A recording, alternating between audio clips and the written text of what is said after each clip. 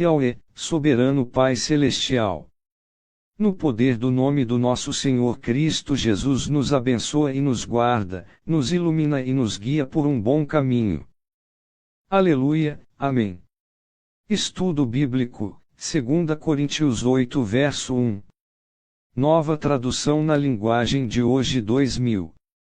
Introdução, 2 Coríntios capítulo 8 aborda o tema da generosidade cristã, usando o exemplo das igrejas da Macedônia para incentivar os coríntios a participarem de uma coleta para os cristãos necessitados em Jerusalém.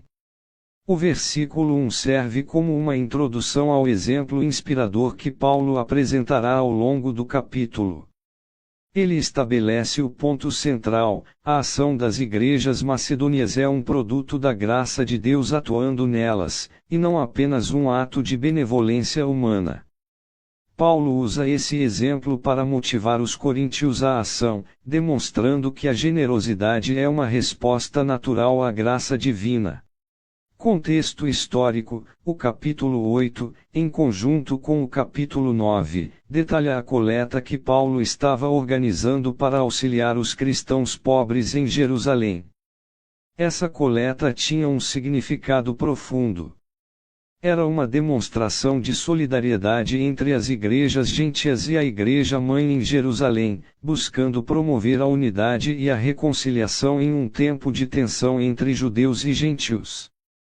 A região da Macedônia, mencionada no versículo, era conhecida por sua instabilidade política e econômica, enfrentando dificuldades mesmo com a presença romana. O versículo 2 destaca que, apesar das suas muitas aflições e da sua grande pobreza, os macedônios demonstraram extraordinária generosidade. Esse contexto ressalta ainda mais a força da graça divina operando neles.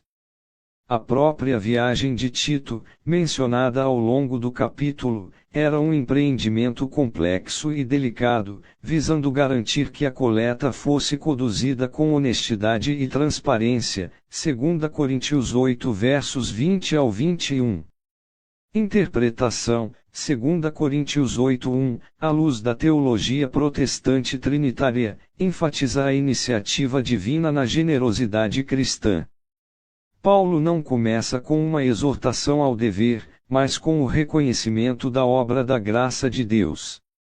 A graça divina, concedida por Deus Pai, manifestada em Jesus Cristo, e operada pelo Espírito Santo, é a força motriz por trás da generosidade demonstrada pelas igrejas da Macedônia. Essa graça capacita os crentes a superarem suas próprias dificuldades e a se preocuparem com as necessidades dos outros. O reconhecimento da graça de Deus precede e motiva a ação humana. Para os crentes contemporâneos, este versículo serve como um lembrete de que a generosidade não é simplesmente um ato de caridade, mas uma resposta à graça que recebemos de Deus. Ela deve ser realizada com alegria, 2 Coríntios 8:2, e com um coração voluntário, 2 Coríntios 8:3. Esse reconhecimento nos impulsiona a sermos canais da graça de Deus na vida de outros, demonstrando o amor de Cristo através de nossos atos de generosidade. Veja as referências. Filipenses 2 verso 13, pois é Deus quem produz em vocês tanto o querer como o realizar, de acordo com o bom propósito dele. Este versículo reforça a ideia de que Deus é quem age em nós, capacitando-nos a realizar o bem. Assim como na Macedônia, é Deus quem opera em nós para que possamos ser generosos. Ele planta o desejo e dá a força para concretizar esse desejo.